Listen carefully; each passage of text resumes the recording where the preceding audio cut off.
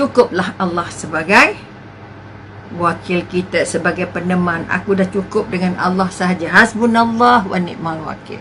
Maka sekali lagi terima kasih kepada yang sempat dipilih Allah hari ini.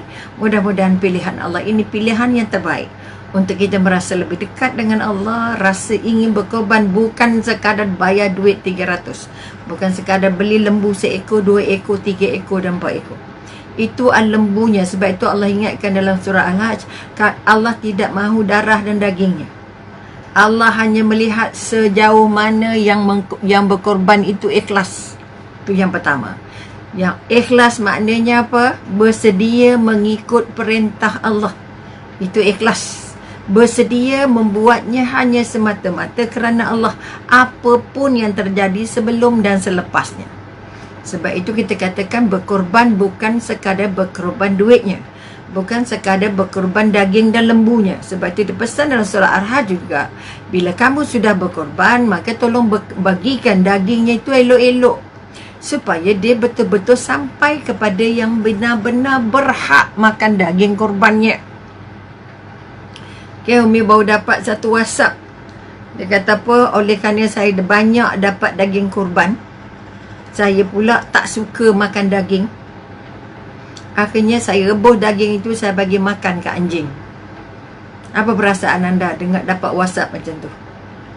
Okay, sebab itu sekali lagi Umi merasa sangat terperanjat. Sangat terperanjat. Ada orang yang melihat korban itu hanyalah satu proses menyembelih. Dia tidak melihat sebelumnya, semasa dan selepasnya. Sebab itu binatang kurban adalah binatang yang dipilih Allah untuk terus masuk ke syurga. Sebab itu dagingnya kalau boleh jangan dibagi pada yang bukan Islam, kalau tidak perlu, kalau bukan jiran, kalau bukan dekat, kalau bukan untuk dakwah dan sebagainya. Kau saja-saja tak boleh. Ini apa lagi dibagi pada anjing. Anjing juga makhluk Allah. Anjing juga rezekinya dari Allah. Tetapi kita tidak hanya bercakap pasal hukum, tetapi kita bercakap pasal adab. Sebab itu kita kata akidah akidah syariah, akhlak. 3 ni mesti tergabung untuk jadi orang beriman.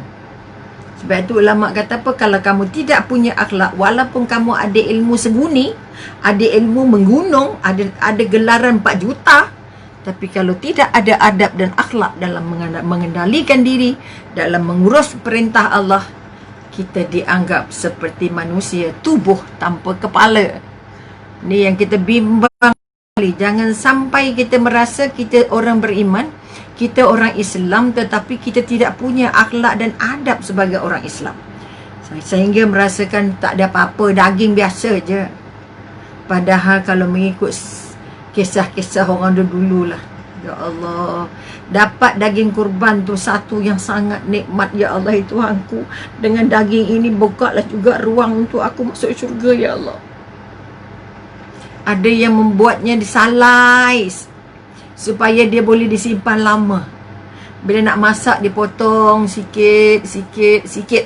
Sebab orang dulu-dulu tak ada peti ais, tak ada peti sejuk. Tapi orang sekarang ada peti sejuk, disimpan. Nak makan potong sikit, nak makan potong sikit, nak makan potong sikit, sebagai tanda berkahnya. Bukan semua orang dapat daging kurban. Ini satu kesedihan yang Pak Umi sangat menghunjam ke hati. Okay? Tapi itulah yang sudah pun terjadi. Dia kata saya dah bagi pun. Dia dah bagi dah. Jadi maknanya sekali lagi, pada yang belum dapat daging kurban, pada yang tak layak dapat daging kurban, atau bukan tak layak, sebab daging kurban bukan bagi pada orang kaya, orang miskin je. Orang kaya boleh kalau dia sahabat kita, kalau jiran kita, sebagai tanda kita menyambung ukhuwah. Sebab itu Rasulullah kalau dia berkorban, dia cari sahabat-sahabat Khadijah. Okay, sahabat-sahabat Khadijah, kerana tanda mengukuhkan ukhuwah, silaturahmi dengan sahabat-sahabat Khadijah. Jadi maknanya kalau sudah tak ada yang miskin, tak ada yang bapa-gedana, tak ada yang sengsara, tak ada yang tak dapat, orang miskinnya dah semua dah tak dapat, maka bagilah pada orang-orang yang terdekat, jiran kita, mengerat hubungan kejiranan. Kalau kita kata kalau bukan Islam itu miskin, kita doakan, ya Allah, mudah-mudahan dengan ini kita dapat menarik dia untuk jadi orang mukmin atau sayang dengan agama misalnya. Tapi seboleh-bolehnya carilah dulu kepada orang yang beragama yang sama. Okey, maka sekali lagi mari kita lihat, kita rasa tak kita ni dengan Allah setiap masa, ataupun kita rasa kita ni sekejap ada, sekejap tak ada. Tengok orang korban minggu tahun ini memang tak ramai lah, sebab orang tak boleh berkumpul kan. Walaupun masih ada juga orang berkorban. Okey, masih ada, jangan kata tak ada. Sebab itu kebanyakan kita tidak dijelaskan apa pengorbanan paling besar. Sebab itu riwayat yang diminta untuk kita teliti ialah junjungan besar Nabi Ibrahim diperintah menyembelih anaknya. Ini bukan sekadar menggugah jiwa, menggugah iman, mengubah keyakinan. Kalau tak betul-betul rasa gila kita. Pengorbanan yang sudah dilakukan oleh Nabi Ibrahim. Pertama kahwin lama benar tak dapat anak sampai umur 90 lebih. Okey, sampai kahwin kali yang kedua baru Allah izinkan dapat anak. Siti Hajar. Okey. Jadi perkahwinan yang berpuluh-puluh tahun tanpa keturunan dilalui oleh Nabi Ibrahim dengan penuh lapang dada. Okey. Maka kekuatan yang kita hendak, bagaimana kita mentaati perintah Allah walaupun doa kita tidak diangkat buat ketika itu. Kalau kita tak diangkat doanya ketika hidup, teruslah berdoa. Yakin bahawa Allah tunaikan doa, cepat atau lambat. Ini yang sedang berlaku, janji dicontohkan. Konsep pengorbanan paling besar yang dapat kita kutip dari kisah Nabi Ibrahim. Okey. Bayangkan Siti Sarah minta Siti Hajar kahwin dan izin Allah dapat anak. Allah juga nak uji Nabi Ibrahim, nak bagi senang hati Nabi Ibrahim kerana perasaan. Kenapa Allah perintahkan Siti Hajar dan Ismail diletakkan di Mekah jauh tu, 3 bulan perjalanan, 2 bulan kalau sekarang lah, cepatlah. Okey. Kenapa dipisahkan? Padahal dah lama tak ada anak, kemudian dapat anak. Sebab Allah melihat Siti Sarah dalam keadaan yang terganggu emosi sebagai isteri. Pastilah dia akan lebih sayang pada isteri keduanya, kerana isteri keduanya menganugerahkan dia seorang anak yang diimpikan. Allah faham perasaan ini. Nabi Ibrahim faham perasaan isterinya setelah jadi isteri begitu lama, begitu setia dengan Nabi Ibrahim. Allah melihat tidak ada pergaduhan perasaan. Walaupun dari segi otaknya, dari segi pemikirannya, dari segi hukumnya okey je kahwin berapa pun. Kalau kita kata Islam kata kahwin 4. Okay? Tetapi Allah kata jangan sampai luka perasaan. Nabi Ibrahim luka perasaannya. Bagaimana nak merawat luka hatinya, perasaannya Siti Sarah? Allah faham penderitaan seorang suami kepada isteri tercintanya. Okey. Maka Allah turunkan perintah pengorbanan. Kadang-kadang orang ni bila diminta suruh kahwin lagi satu, hanya disebabkan keturunan. Ya Allah, sedih. Tapi demi keturunan kahwin, perintahnya Allah. Kita ambil kisah ini. Apa pengorbanan? Mengorbankan perasaan cinta kepada Siti Sarah. Akhirnya Allah rawat dia. Bawa Siti Hajar kamu ke Mekah. Jauh-jauh supaya tak jumpa lagi. Supaya Siti Sarah tidak rasa susah hati lagi. Tak sedih lagi. Tak rasa terhina lagi. Kerana dia tidak boleh melahirkan keturunan. Setelah pengorbanan kasih sayang terbesar ini, bayangkan lama tak dapat anak, kemudian dapat anak, suruh letak jauh-jauh, tak boleh datang sehari-sehari. Nak datangnya bulan-bulan baru jumpa. Bermakna aku hantar hari ni tak tahu bila aku dapat tengok anak aku ni. Ini pengorbanan. Sebab itu membaca sirah pengorbanan jangan terus hanya kepada menyembelih anak. Apa pengorbanan yang Nabi Ibrahim sudah lalui? Masa mudanya macam mana? Dia dengan ayahnya macam mana? Okey. Ini kekuatan-kekuatan. Dia dengan Raja Namrud macam mana? Ini pengorbanan-pengorbanan yang sangat besar.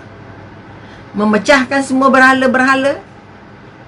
Okey, sehingga dia dihukum oleh Namrud untuk dibakar. Kita nak mengambil sikit iktibar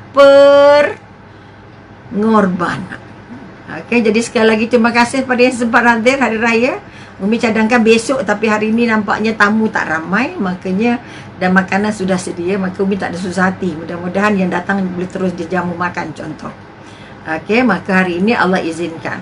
Jadi sekali lagi terima kasih banyak pada yang beraya, walaupun katanya berayanya sehari je, tapi tetap ada hari tasyrik, betul? Maknanya hari berapa kita raya 10, 11, hari ini dah 11, 12, 13. Hari tasyrik di mana kita tak boleh puasa, betul? Maka kekuatan yang kita nak angkat sekarang ini ialah meneliti apa bentuk pengorbanan yang Allah sudah aturkan dalam hati seseorang, dalam jiwa seseorang, dalam minda seseorang. Okey, sebab itu kita jangan kata pengorbanan bagi duit 500, 700, 300, berapa ratus ni. Bukan lembu seekornya, lembu 2 ekornya. Tak. Okey, itu betul pengorbanan juga, tapi materialnya. Tapi kalau hatinya, kalau jiwanya, kalau mindanya, pengorbanan itu tidak membuat dia lebih dekat dengan Allah, kita bimbang. Pengorbanan itu tidak sampai menjadi pengorbanan yang membuat dia lebih dekat dengan Allah. Sebab itu kita katakan pengorbanan artinya untuk mengucapkan rasa syukur ke hadirat Allah. Kerana memberi dia ruang rezeki untuk berkorban. Okay, bukan sekadar bayar, tetapi yang paling besar, apa yang timbul di hatinya setelah dia berkorban. Apa yang timbul? Adakah timbulnya riak? Adakah timbulnya ujub? Adakah timbulnya sombong? Adakah timbulnya rasa tinggi sikit dari orang lain? Awak tak korban? Tak. Saya korban. Saya ambil 2 bahagian. Saya ambil 3 bahagian. Saya korban 2 lembu. Jangan main-main. Kalau sekadar bayar, semua orang mampu. Selepas kamu bayar, kamu dapat apa dengan Allah? Masihkah hubungannya sama dengan Allah? Ataupun masih bertambah dekat dengan Allah? Ini bukti pengorbanan kamu ada pengorbanan paling ikhlas kerana Allah. Kemudian, itu peringkat niatnya, peringkat prosesnya. Siapa yang sembelihnya? Macam mana dia sembelihnya? Siapa yang urus dagingnya? Siapa yang membagi-bagikan dagingnya? Ke tangan siapa jatuhnya dagingnya? Bayangkan itu yang bila kami dapat WhatsApp, saya bagi daging kurban saya pada anjing. Saya rasa, ya Allah. Bukan hukumnya. Kalau betul binatang itu lapar sangat, binatang tu tak ada makanan lain, memang dia kalau tak bagi, dia mati. Bagilah. Dia makhluk Allah juga. Tapi kalau purposely ada makanan dia, tapi sebab kita ada daging, kita bagi daging kurban kita. Ini nak kena jawab dengan Allah. Binatang tu dah masuk syurga, kita harap daging tu menghubungkan kita dengan azam yang kuat. Jadi darah daging kita untuk kita benar-benar taksub untuk masuk ke syurga. Berusaha sungguh-sungguh. Maka orang yang berkorban ialah orang yang sedang mengangkat kekuatan imannya, mengangkat kekuatan semangatnya, mengangkat kekuatan iktikadnya. Aku benar-benar nak jumpa Allah, aku benar-benar nak masuk syurga. Maka selepas berkorban, dia tidak lagi cerita. Dia bertambah dekat dengan Allah, dia bertambah banyak amalnya, dia bertambah baik penampilannya, dia bertambah banyak kebajikannya, dia bertambah banyak pengorbanan-pengorbanan lainnya untuk anaknya, untuk suaminya, untuk isterinya, untuk keluarganya, untuk sahabat dan kerabatnya. Lebih banyak membuat amal-amal jariah yang lain, nak membuktikan bahawa rasa dekatnya dengan Allah mendorong dia untuk terus menjalankan ibadah, berkorban, tanggalkan harta benda yang kamu milik untuk jumpa Allah, supaya dia tidak jadi bahan simpanan yang nanti jadi beban pada kita. Sebab itu sekali lagi, korban nak buang rasa kedekut, korban nak bangun kita nak membangun rasa hubungan yang baik. Korban membuat kita merasa bahawa aku nak rasa dekat dengan Allah, aku nak berjuang dengan agama Allah, aku nak bantu orang miskin yang miskin ini untuk dapat daging-daging korban. Aku nak jadikan pengorbanan ini membuat aku lebih istiqamah melalui ujian-ujian Allah yang akan datang. Sebab itu kita kata orang yang berkorban, orang yang merasa nak meraih cinta Allah. Cintanya dah subur, nak raih lagi, bagi besar, bagi dekat. bagi istiqomah. Sebab itu Nabi pesan, ya Allah Tuanku, tampalkan aku, berikan aku, kurniakan aku cintamu. Maka orang yang berkorban membuat sembelihan adalah hendak membuktikan pada Allah untuk meraih cintamu. Okey, itu doa Nabi sampai wafat. Kedua, aku ingin mencintai orang yang mencintaimu. Ini bermakna daging korban itu harus sampai ke tangan orang-orang yang mencintai Allah, bukan orang yang melawan Allah. Kalau pun melawan Allah, kita doa, ya Allah Tuanku, dengan daging ini ubahlah dia supaya dia lebih taat denganmu. Okey, kita hendak bagi pada orang yang mencintai Allah, orang yang dekat dengan Allah. Dan yang ketiga, ya Allah, berikan aku ibadah yang paling engkau cintai. Makanya berkorban itu adalah salah satu ibadah yang paling dicintai Allah. Sama ada dia sembelih kambing ke, sama ada dia sembelih lembu ke, dan sebagainya. Maka kekuatan ini yang nak diangkat. Betul atau tidak aku ada 5 azam ini, atau 4 azam ini, atau 3 azam ini setelah hasil pengorbanan yang aku lakukan? Kita memang tak tahu buat. Allahu Akbar. Tanda duitnya lebih. Bila duitnya lebih, diharapkan dengan lebihan duit itu, dia bertambah dekat dengan Allah. Tapi kalau dia bertambah duitnya, tapi tidak menambah ibadahnya kepada Allah, tidak menambah baiknya kepada Allah, tidak menambah apa-apa lain-lain pengorbanan kerana agama Allah, sakit. Jangan nak tunggu lagi hari raya haji lagi. Sebelum hari raya, selepas hari raya tu ada banyak lagi pengorbanan yang perlu dilakukan. Ini kekuatan. Sebab itu pengorbanan bukan sekadar sembelih lembu, sembelih kambing saja. Okey, walaupun kita ambil contohnya, okey, sembelih anak yang akhirnya diganti kibas. Contohnya, kibas tu lebih besar sikit daripada kambing, kecil sikit daripada lembu contohnya. Berkesempatan tengok orang akikah, dia gunakan kibas besar macam anak lembu lebih kurang. Contoh. Maka yang apa yang nak minta, apa yang nak tegaskan dalam hari raya ini, kita tak boleh korban lembu, kambing. Kita korbanlah masa kita, layanlah tetamunya dengan baik. Masaklah yang baik-baik untuk keluarga. Layanlah setiap orang yang datang bertamu ke rumah. Itu semuanya pengorbanan. Saya bagi masa saya kepada anda. Yang datang menonton bersama Umi ni juga pengorbanan. Ikhlas ke dok? Rasa syukur ke dok? Rasa dekat dengan Allah ke dok? Rasa nak bertambah baik ke dok? Walaupun bagi RM1, walaupun bagi RM100, walaupun bagi RM1000, walaupun bagi berapa, kalau dia tidak rasa bertambah dekat dengan Allah, itu belum lagi pengorbanan. Sebab itu jaga niat.